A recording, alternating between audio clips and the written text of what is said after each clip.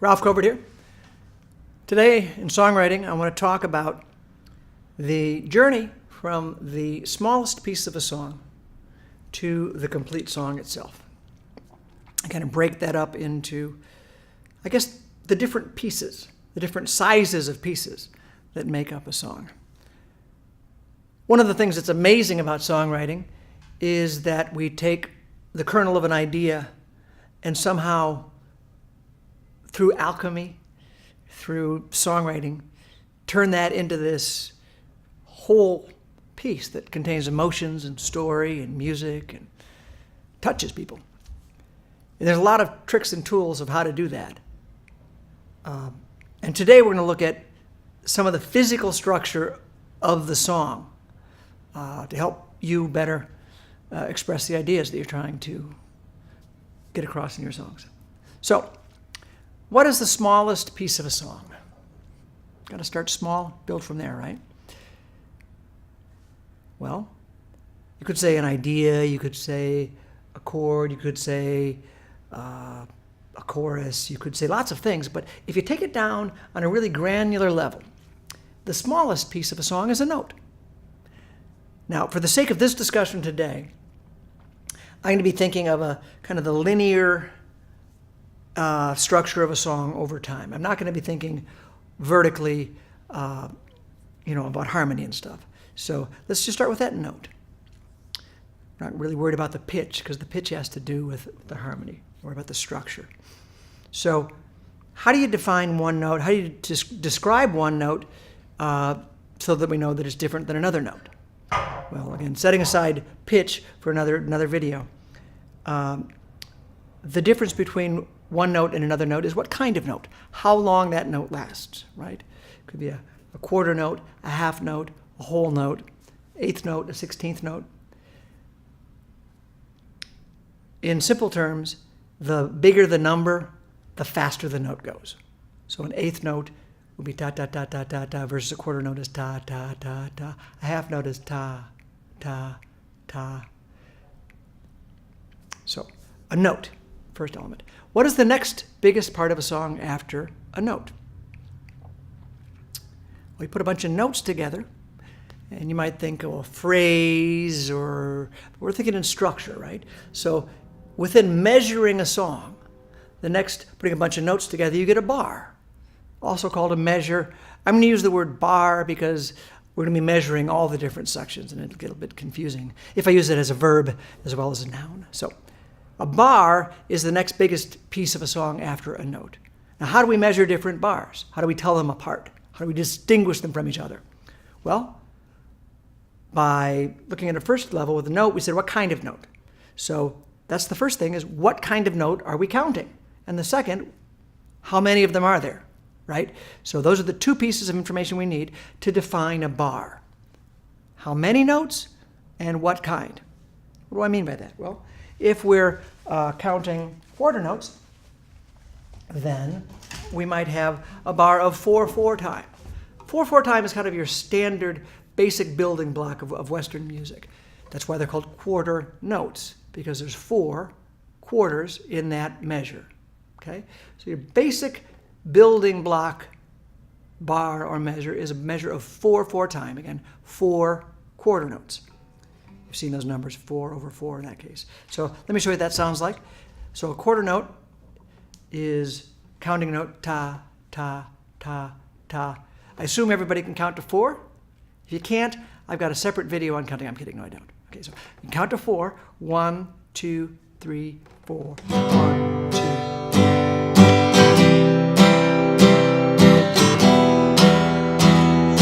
1, 2, 3, 4. It could be faster or slower. It could be 1, 2, 3, 4, 1, 2, 3, 4. It could be faster or slower, but we're counting your basic quarter note.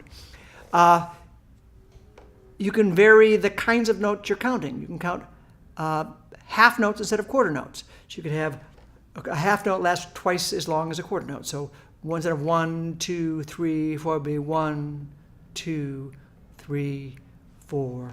1, 2, 3, 4.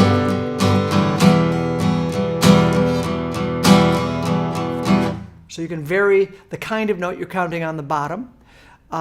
You can also vary the how many on top. So you might say 3/4 instead of 4/4. So 3 quarter notes. So 1, 2, 3, 1, 2. You might recognize that as waltz time. Waltzes are in 3/4 time. So we're going to have another video where I go in depth on different kinds of time signatures and pulses and rhythms and how to take those apart and put them back together. But suffice it to say, most basic part of a song, note. Next biggest piece is a bar or measure, and it's measured by how many notes and what kind. Okay? What's the next biggest piece of a song after the bar? Well, you might think you put a bunch of bars together and you get an entertainment district, right? Bars, never mind. Okay, so, but musically speaking, put a bunch of bars together and you're going to get a line, right? So most lines tend to be 4 bars long, just as most measures tend to be 4 time. Most lines tend to be 4 bars long, but that's just a choice. A lot of songs, a lot of songwriters tend to fall into the same predictable patterns because they don't realize their choices, I suppose. So how do you define or describe or measure one line versus another line? Good question, right? We're going to use the same formula we used to define the bar. If a bar is made up of notes, how many and what kind? A line is made up of bars. How many bars and what kind of bars are they? So if the song is in 4/4 time, those bars are going to be 4/4 bars. And if there's 4 of them in a line, again, we're kind of with a standard traditional song here, with a 4-bar line. It would sound like this. 1, 2. I'll put some silly words and a melody to it so you can count it out with me. 1, 2, 3, 4, second bar. Here is the third, now the 4th bar. First bar, the second bar, third bar, and the 4th bar. 1, 2, 3, 4, 1, 2, 3, 4, 1, 2, 3, 4, 1, 2, 3, 4. So you can see how that's a 4-bar line. Now, as I've kind of alluded to, it doesn't have to be a 4-bar line. Again, these are choices we can make. We can manipulate all these pieces however we want as we're constructing the song, using our songwriter compass to make choices that serve the song, okay? So you could have a 3-bar line, a 2-bar line, a 1-bar line, a 7-bar line, okay? And I'm gonna have a separate video where we go into detail on how to make those choices and what kind of effects they can have and how you can use them in your songs. But just know you can play around with that. Similarly, since it's how many bars and what kind, they don't all have to be the same time signature, okay? The Beatles' song Lucy in the Sky with Diamonds is a great example of a song that is in 3/4 time and in 4/4 time. The verses are in 3/4. The picture yourself on a boat on a 1, 2, 3, 2, 2, 3, 3, 2, 3, 4, 2, 3. And the choruses are in 4/4 time. 2, 3, 4. Lucy in the sky with 1, 2, 3, 4. Lucy in the sky with diamonds.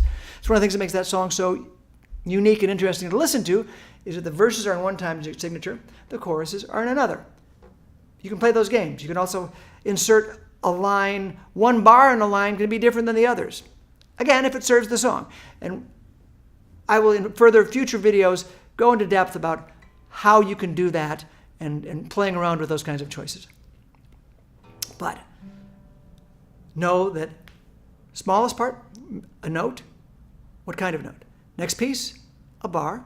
How many notes? What kind? Next piece, a line. How many bars and what kind? What's the next biggest piece of a song after a line? Put a bunch of lines together and you get a section. So that could be a verse, could be a chorus, it could be a bridge, it could be intro, outro, ramp, a solo, a spoken word interlude. There's all kinds of different types of sections, but they're all made up of lines that are made up of bars that are made up of notes. Okay? And they all serve different functions in your song. We're going to have some future videos where I talk about the different sections and the functions they serve. But structurally, we have a section. We'll measure it using the same tools we used for a line and bar. How many lines and what kind. So, in the same way that most lines tend to be 4 bars long, most sections tend to be 4 lines long. Very square, very predictable, very effective. But again, it's a choice, right? Most church hymns, 4 bars long.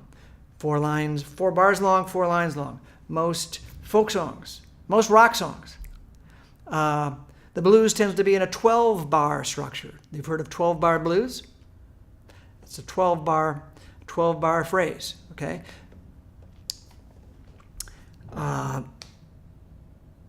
So which is often 3 4-bar lines. So that's a variation off of the 4-line section. So you put a bunch of sections together, and what's the next biggest piece of a song? It is a song. And we know the formula by now. How many sections and what kind? All right? So this brings up a whole exciting thing that you can do in your song structure. A lot of people tend to go verse, chorus, but you don't have to, okay? Now that we're thinking kind of in these structural pieces, you can do a verse and then a chorus, or you could start with the chorus. You could do 2 verses and then a chorus.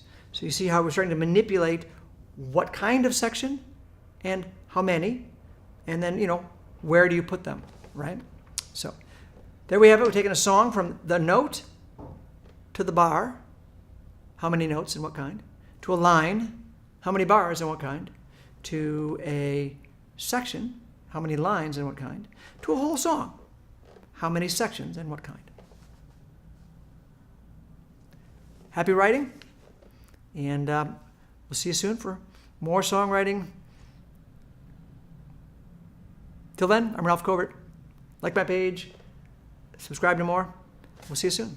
Maybe we don't belong together. I won't tell if you won't worry.